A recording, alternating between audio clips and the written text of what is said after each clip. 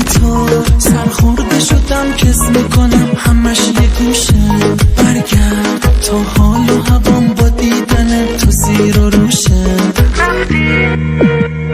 رفتی بدجور شکستم، من خسته خستم، پاسوز تو هستم.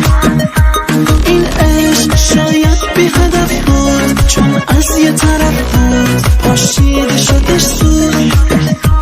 بی تو این دل شده پرخون، دستام شده لرزون، چشمام شده گریون. برگرد تا دور بشم از غم، تا خوب بشه کم کم این زخمای قلبم.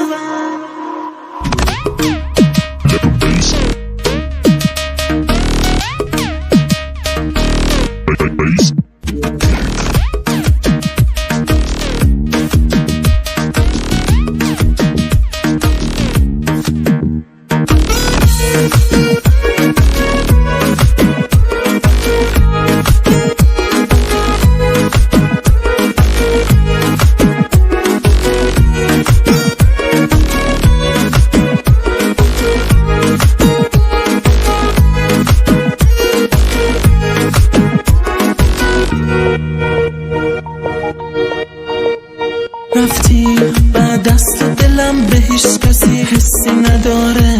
داغت مونده رو دلی که عمریه بی کس و کاره. برگرد یه گوشه از این غمو بگیر، حمایتم کن عشقم. یک لحظه فقط نگاه تو مال خودم کن، مال خودم کن. رفتی بدجور شکستم، من خسته خستم، پاسوز تو هستم. این عشق شاید بی هدف بود، چون از یه طرف بود پاشیده شده سود. بی تو این دل شده پرخون، دستام شده لرزون، چشمام شده گریون.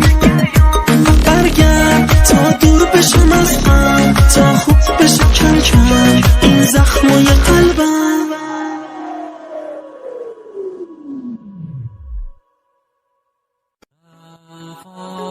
Subscribe to Barish TV YouTube channel and press the bell icon so that you never miss any update. Yes, it's totally free.